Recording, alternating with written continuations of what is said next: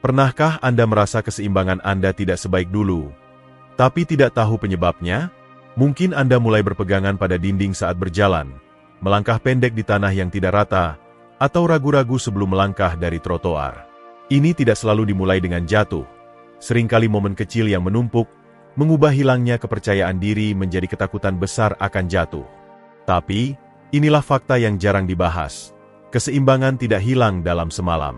Dalam banyak kasus, ia memudar karena 5 kesalahan umum yang bisa dicegah.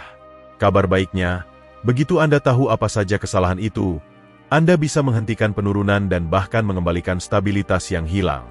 Dalam video ini, kami akan menguraikan 5 kesalahan tersebut dan memberikan solusi sederhana yang bisa Anda terapkan untuk bergerak dengan percaya diri lagi, baik Anda berusia 60-an, 70-an, atau lebih. Langkah-langkah ini bisa menjadi pembeda antara langkah hati-hati dan langkah penuh keberanian. Mari kita mulai. Sebelumnya, saya akan sangat menghargai jika Anda menyukai video ini. Anda bisa membantu saya menyebarkan pelajaran tentang usia lanjut. Jika belum berlangganan, saya sarankan Anda berlangganan dan aktifkan lonceng agar tidak ketinggalan video baru. Jika suka video ini, tulis angka 1 di kolom komentar. Jika tidak suka, tulis angka 0 agar saya bisa membuat video yang lebih baik. Sekarang, mari kita mulai. Kesalahan 1. Mengabaikan kekuatan pergelangan kaki dan telapak kaki. Kebanyakan orang berpikir keseimbangan berasal dari otak, atau sangat bergantung pada stabilitas inti dan pinggul. Meski area ini penting, titik awal keseimbangan sering diabaikan, telapak kaki dan pergelangan kaki. Struktur kecil tapi kritis ini adalah garis pertahanan pertama tubuh Anda melawan ketidakstabilan. Setiap kali Anda berjalan di medan tidak rata, melangkah dari trotoar tak terduga, atau menahan diri dari langkah salah, pergelangan kaki bertindak sebagai penstabil cepat. Mereka membuat penyesuaian mikro pada postur, menyerap benturan, dan mengirim umpan balik sensorik penting ke otak untuk menjaga Anda tetap tegak. Namun, seiring bertambah usia, kita kehilangan kekuatan dan mobilitas di kaki dan pergelangan kaki, bukan karena penurunan yang tak terelakkan, melainkan karena kita berhenti menantangnya. Alas kaki modern dengan sol tebal mengurangi kebutuhan keterlibatan alami kaki. Bertahun-tahun berjalan di permukaan datar seperti lantai kayu atau trotoar membuat otot kaki menjadi malas. Banyak dari kita juga menghindari berjalan tanpa alas kaki, melemahkan jaringan otot, tendon, dan ligamen yang seharusnya aktif mendukung kita. Akibatnya, pergelangan kaki menjadi kaku dan tidak responsif, gagal mengoreksi ketidakseimbangan kecil, menyebabkan ketidakstabilan, keraguan dalam gerakan, dan risiko jatuh yang lebih tinggi.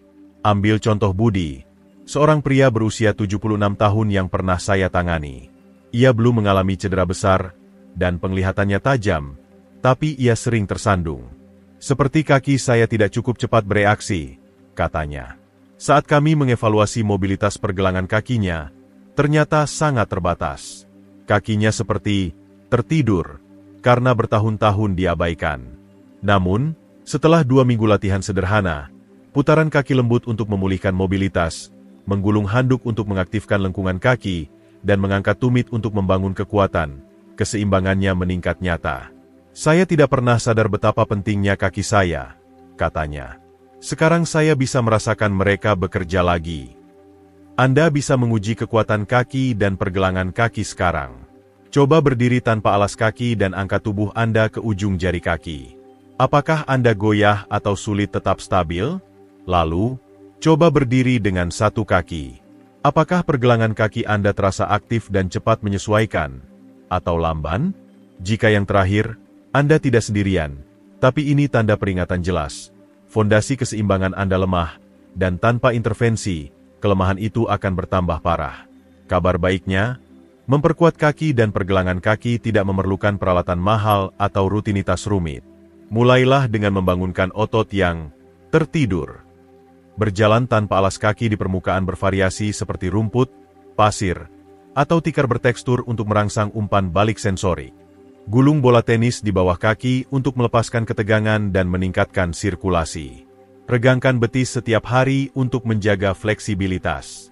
Yang terpenting, praktikan gerakan lambat dan sengaja, seperti berjalan penuh perhatian atau langkah tumit ke jari yang memaksa kaki aktif terlibat, bukan bergantung pada dukungan eksternal. Ketika kaki dan pergelangan kaki kuat, manfaatnya melampaui keseimbangan. Postur membaik, gerakan lebih mulus dan efisien, Anda pulih lebih cepat dari tergelincir atau tersandung. Anda akan merasakan perbedaan dalam tindakan sehari-hari, berbelok cepat, melangkah ke samping, atau menyesuaikan diri dengan perubahan arah tiba-tiba. Mengabaikan kekuatan kaki dan pergelangan kaki mungkin tampak sepele, tapi ini sering menjadi domino pertama yang jatuh dalam rantai penurunan keseimbangan. Kuatkan mereka, dan tubuh Anda mendapat peluang untuk tetap stabil, percaya diri, dan tangguh. Jika Anda masih menonton video ini dan merasa pelajaran ini bermanfaat, tulis angka 1 di kolom komentar untuk memberitahu saya. Terima kasih atas waktu berharga Anda.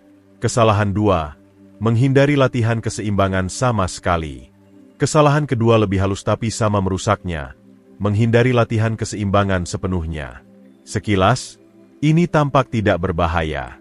Lagi pula, kebanyakan orang tidak menganggap keseimbangan sebagai keterampilan yang perlu dilatih. Kita menganggapnya otomatis, seperti bernapas. Tapi keseimbangan jauh lebih kompleks. Ini adalah kolaborasi halus antara otot, sendi, telinga dalam, penglihatan, dan sistem saraf. Dan seperti keterampilan lainnya, jika tidak digunakan, Anda akan kehilangannya. Seiring bertambah usia, kita secara alami menjadi lebih hati-hati. Kita berjalan lebih lambat untuk menghindari tersandung, menjauhi tanah tidak rata, berhenti meraih rak tinggi, atau berputar cepat. Meski kehati-hatian ini mungkin mencegah tersandung jangka pendek, ini menciptakan siklus berbahaya jangka panjang.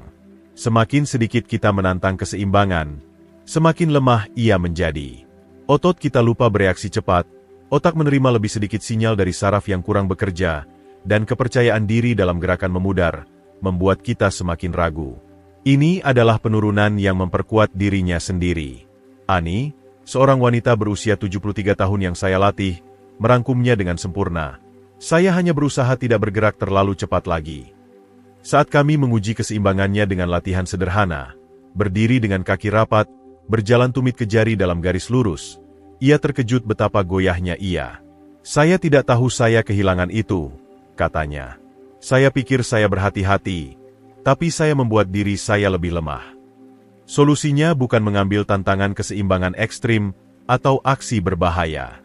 Ini tentang upaya kecil dan konsisten yang memperkenalkan ketidakstabilan secara terkendali.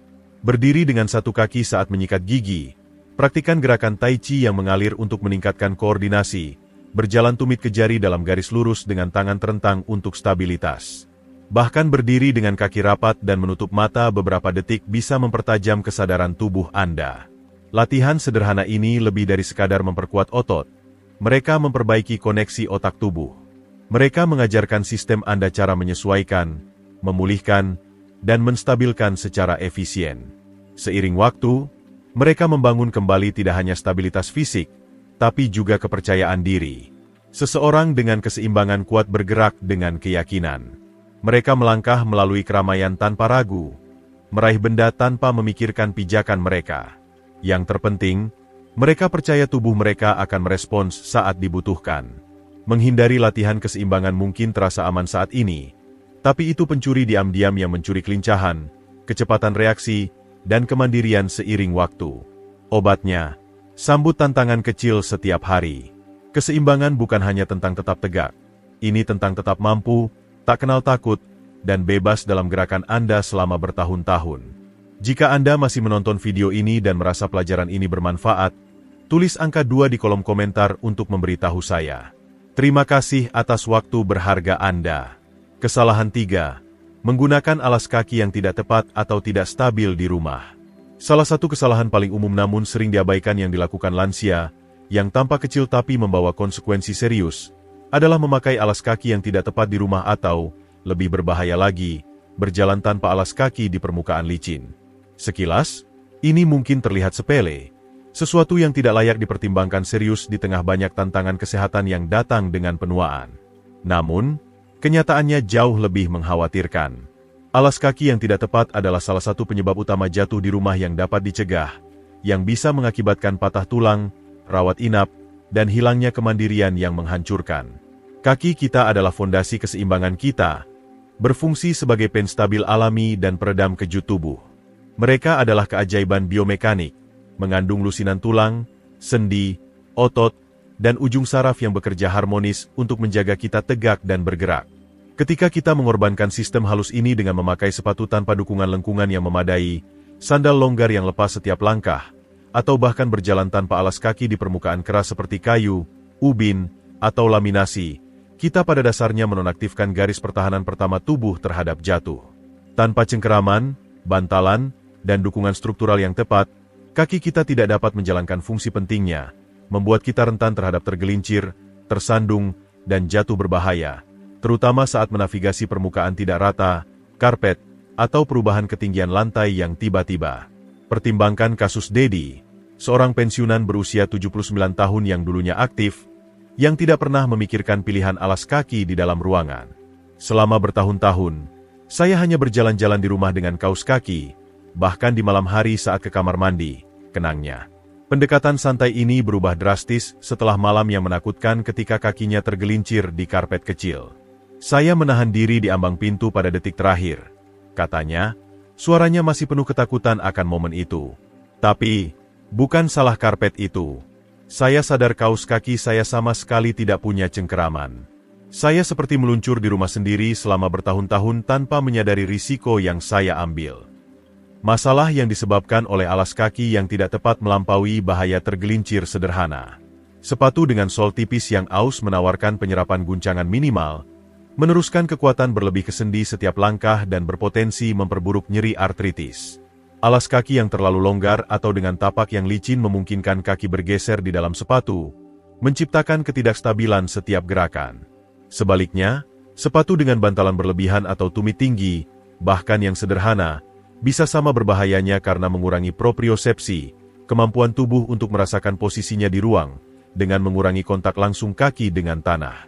Umpan balik yang tertunda ini membuat otak lebih sulit melakukan penyesuaian mikro untuk menjaga keseimbangan, terutama saat menghadapi rintangan tak terduga atau perubahan permukaan. Lalu, apa yang membuat alas kaki benar-benar mendukung dan meningkatkan stabilitas? Sepatu ideal untuk pencegahan jatuh memiliki beberapa karakteristik penting. Dukungan lengkungan yang kuat untuk menjaga penyelarasan kaki yang tepat, sol datar namun fleksibel yang memungkinkan gerakan alami kaki sambil memberikan kontak kuat dengan tanah, dan tapak anti-slip berkualitas tinggi yang menjaga traksi di berbagai permukaan. Untuk pemakaian luar, cari sepatu jalan atau sneaker yang dibuat dengan baik dari merek terkenal yang dikenal akan dukungan dan daya tahannya. Di dalam ruangan, pertimbangkan sepatu rumah atau sandal anti-slip dengan pengikat yang aman. Hindari model tanpa punggung atau gunakan kaos kaki berkualitas tinggi dengan pola traksi silikon di sol.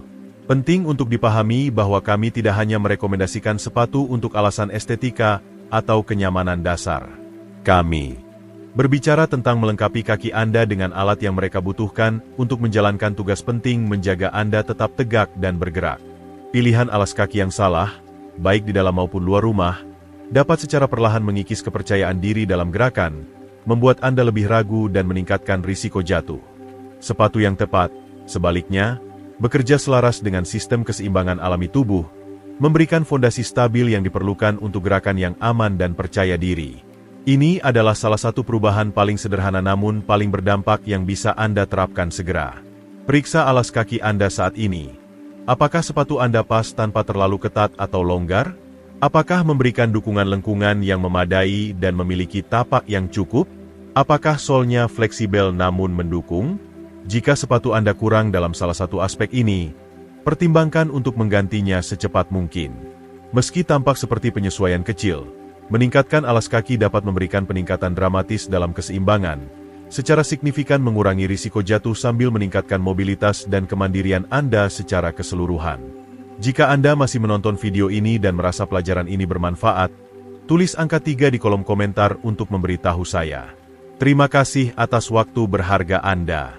Kesalahan 4. Terlalu bergantung pada furnitur atau dinding untuk berjalan. Kesalahan kritis keempat yang secara signifikan merusak keseimbangan pada lansia, yang sering berkembang secara bertahap dan diam-diam, adalah ketergantungan berlebihan pada furnitur, dinding, meja, atau benda stasioner lainnya untuk dukungan saat bergerak di rumah. Meski perilaku ini memberikan rasa aman sesaat, ini mewakili apa yang disebut para ahli sebagai keamanan palsu, yang mempercepat penurunan keseimbangan seiring waktu, justru meningkatkan risiko jatuh. Setiap kali Anda memegang sandaran kursi untuk dukungan, menekan telapak tangan ke dinding untuk stabilitas, atau berjalan sambil bersandar berat pada meja, Anda mengirim pesan bawah sadar yang kuat ke sistem neuromuskular Anda. Saya tidak percaya Anda bisa menjaga saya tegak sendiri. Dengan pengulangan, ketergantungan pada dukungan eksternal ini memulai siklus ganas. Semakin sedikit Anda menantang mekanisme keseimbangan alami tubuh, semakin lemah dan kurang responsif mereka menjadi. Otot-otot yang paling penting untuk menjaga stabilitas, terutama di pergelangan kaki, pinggul, dan inti, secara bertahap melemah karena kurang digunakan, sementara jalur saraf kompleks yang mengoordinasikan keseimbangan dan orientasi spasial menjadi kurang efisien karena kurangnya latihan. Kisah Siti, seorang nenek berusia 75 tahun, menggambarkan fenomena ini dengan sempurna. Setelah jatuh ringan beberapa tahun sebelumnya, ia mulai terus-menerus menggunakan tongkat, bahkan untuk jarak pendek di rumah. Awalnya hanya untuk ketenangan pikiran, jelasnya. Tapi seiring waktu, ia menyadari ia tidak bisa berjalan dari ruang tamu ke dapur tanpanya. Apa yang dimulai sebagai tindakan pencegahan sementara menjadi kruk permanen, dan kemampuan keseimbangannya memburuk. Melalui program latihan keseimbangan yang diawasi dengan cermat yang secara bertahap mengurangi ketergantungannya pada dukungan, Siti mampu membangun kembali kepercayaan diri dan kekuatannya. Titik baliknya adalah ketika saya sadar saya secara otomatis meraih dinding bahkan saat tidak perlu, kenangnya. Sekarang saya bisa berjalan bebas di rumah, dan saya merasa lebih kuat dari sebelumnya. Konsekuensi fisiologis dari ketergantungan berlebihan pada dukungan eksternal sangat besar. Ketika kita secara rutin menggunakan furnitur atau dinding untuk keseimbangan, kita pada dasarnya mengalihdayakan pekerjaan yang seharusnya dilakukan oleh sistem muskuloskeletal. Otot postur yang seharusnya aktif secara otomatis setiap langkah menjadi malas, kehilangan kekuatan dan respons refleksif cepat. Sementara itu, sistem vestibular, mekanisme keseimbangan telinga dalam, dan sistem proprioseptif, rasa posisi tubuh, menerima lebih sedikit latihan dalam menafsirkan perubahan berat badan yang halus, membuatnya lebih lambat dan kurang akurat. Hasilnya adalah tubuh yang kurang mampu mencegah jatuh saat terjadi tergelincir atau tersandung tak terduga. Untuk menilai ketergantungan Anda pada dukungan eksternal, coba tes sederhana ini. Berjalan melintasi ruang tamu atau lorong tanpa menyentuh furnitur atau dinding. Perhatikan bagaimana perasaan Anda. Apakah Anda bergerak dengan percaya diri? Atau kecemasan langsung muncul? Apakah Anda secara otomatis meraih benda terdekat? Jika latihan ini terasa menantang, itu tanda jelas bahwa tubuh Anda telah beradaptasi untuk bergantung pada dukungan eksternal daripada menjaga kemampuan keseimbangan alami. Solusinya adalah mengurangi ketergantungan pada furnitur dan dinding secara sistematis melalui latihan keseimbangan progresif. Mulailah dengan berlatih berdiri tanpa bantuan selama periode yang semakin lama, mulai dengan 30 detik dekat dukungan kokoh yang bisa Anda pegang jika perlu, secara bertahap tingkatkan hingga beberapa menit. Selanjutnya, coba ambil 2 atau 3 langkah sengaja tanpa menyentuh apapun. Gunakan teknik berjalan tumit ke jari yang tepat. Selama berminggu-minggu dan berbulan-bulan, perlahan tingkatkan jarak yang bisa Anda jalani secara mandiri, selalu menjaga postur baik dengan kepala tegak dan bahu ke belakang. Proses ini melibatkan komponen fisik dan psikologis. Secara fisik, Anda membangun kembali kekuatan di otot penstabil yang terabaikan dan melatih ulang refleks keseimbangan sistem saraf Anda. Secara mental, Anda mengatasi ketakutan akan jatuh dengan membuktikan pada diri sendiri bahwa tubuh Anda tetap mampu menjaga stabilitas. Banyak lansia terkejut betapa cepatnya mereka mendapatkan kembali kepercayaan diri dan kemampuan begitu mereka mulai berlatih gerakan tanpa dukungan secara konsisten. Penting untuk ditegaskan bahwa ini bukan berarti meninggalkan perangkat bantuan yang sah saat benar-benar diperlukan secara medis. Sebaliknya, ini tentang memastikan kita tidak menggunakan dukungan lingkungan sebagai pengganti untuk menjaga kemampuan keseimbangan alami kita.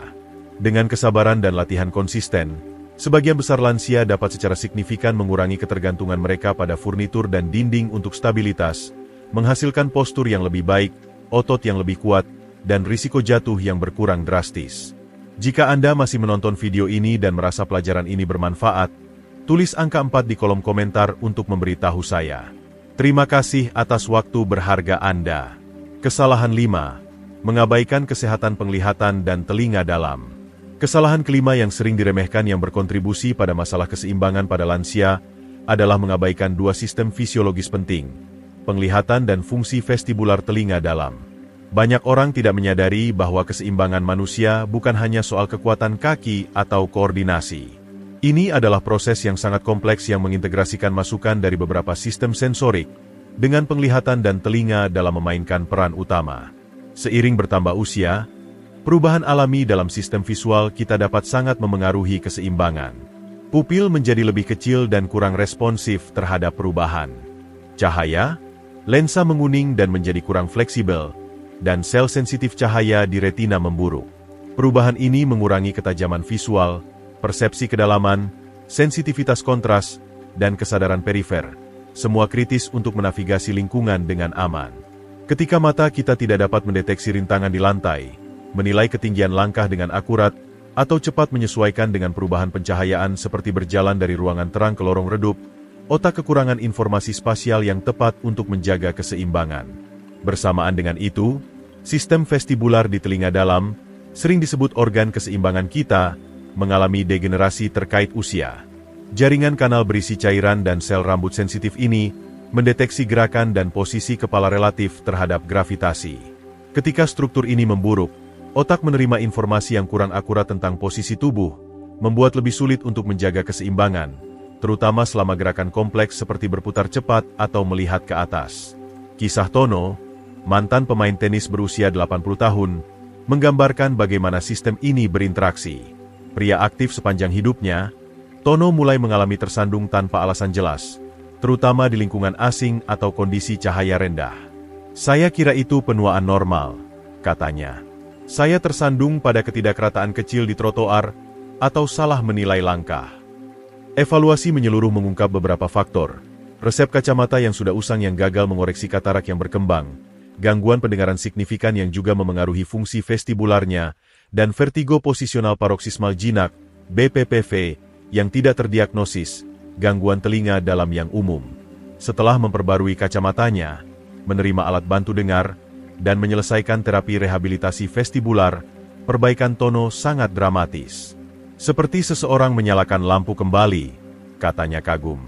Saya tidak sadar betapa banyak informasi sensorik yang saya lewatkan sampai itu dipulihkan. Wawasan penting di sini adalah bahwa sebagian besar masalah penglihatan dan vestibular terkait usia dapat diobati, namun sering diabaikan selama bertahun-tahun. Pemeriksaan mata menyeluruh secara teratur, bukan hanya pemeriksaan penglihatan dasar, dapat mendeteksi masalah yang dapat diperbaiki seperti katarak, glaukoma, degenerasi makula, atau resep kacamata yang usang. Tes khusus dapat mengevaluasi persepsi kedalaman, sensitivitas kontras, dan penglihatan perifer, semua kritis untuk keseimbangan. Demikian pula, gangguan vestibular seperti BPPV, labirintitis, atau penyakit Meniere sering merespons baik terapi yang ditargetkan jika didiagnosis dengan benar. Tanda peringatan tertentu yang harus mendorong evaluasi profesional termasuk sering tersandung, terutama dalam kondisi cahaya rendah, kesulitan menilai ketinggian langkah atau trotoar, sensitivitas baru terhadap lingkungan visual yang sibuk seperti toko ramai, episode pusing atau vertigo, terutama dengan gerakan kepala, sensasi melayang atau berenang saat berjalan, atau kebutuhan menyentuh dinding untuk stabilitas di lingkungan gelap. Banyak lansia menganggap gejala ini sebagai konsekuensi penuaan yang tak terelakkan, tidak menyadari bahwa itu mungkin menandakan kondisi yang dapat diobati. Konsekuensi dari kelalaian ini bisa parah. Ketika mata dan telinga dalam mengirim informasi yang bertentangan atau tidak jelas ke otak, sistem keseimbangan Anda harus bekerja lebih keras dengan data yang kurang andal, secara signifikan meningkatkan risiko jatuh. Kabar baiknya, mengatasi masalah ini dapat menghasilkan perbaikan dramatis. Resep kacamata yang diperbarui dengan perhatian khusus pada penglihatan menengah dan dekat, krusial untuk menavigasi lantai dan langkah, pengobatan penyakit mata yang dapat diperbaiki, latihan rehabilitasi vestibular, dan kadang-kadang alat bantu dengar yang sering meningkatkan keseimbangan serta pendengaran, secara kolektif dapat memulihkan banyak stabilitas Anda. Solusi modern seperti pencahayaan rumah yang ditingkatkan, terutama lampu malam, menggunakan pita kontras tinggi pada tepi langkah, dan memakai kacamata berwarna kuning untuk kontras yang lebih baik dalam cahaya rendah dapat memberikan dukungan tambahan. Kuncinya adalah menyadari bahwa kesehatan penglihatan dan telinga dalam bukanlah masalah terisolasi. Mereka adalah komponen integral dari sistem keseimbangan Anda yang layak mendapat perhatian yang sama seperti kekuatan otot dan fleksibilitas. Dengan mengambil langkah proaktif untuk menjaga dan mengoptimalkan sistem sensorik ini, Anda memberikan otak Anda informasi yang jelas dan akurat yang dibutuhkan untuk menjaga Anda tetap stabil. Pendekatan komprehensif terhadap keseimbangan, mengatasi kekuatan, propriosepsi, penglihatan, dan fungsi vestibular, menawarkan pertahanan terbaik terhadap jatuh dan hilangnya kemandirian yang bisa ditimbulkannya. Jangan biarkan gangguan sensorik yang dapat diobati merusak stabilitas Anda ketika solusi sudah ada di tangan. Jadi, apa satu hal yang Anda pelajari hari ini yang akan mulai Anda praktikkan untuk meningkatkan keseimbangan Anda? Mungkin memperkuat pergelangan kaki, mencoba latihan keseimbangan harian, atau sekadar memeriksa sepatu Anda untuk dukungan yang lebih baik. Apapun itu, beritahu saya di kolom komentar di bawah. Saya ingin mendengar dari Anda. Jika Anda merasa video ini bermanfaat, jangan lupa untuk menyukai, berbagi, dan berlangganan ke kanal YouTube kami. Dukungan Anda membantu kami membuat lebih banyak konten untuk menjaga Anda bergerak dengan percaya diri dan hidup tanpa rasa takut. Terima kasih telah menonton. Dan ingat, langkah kecil hari ini membawa Anda pada langkah yang lebih stabil besok. Sampai jumpa di video berikutnya.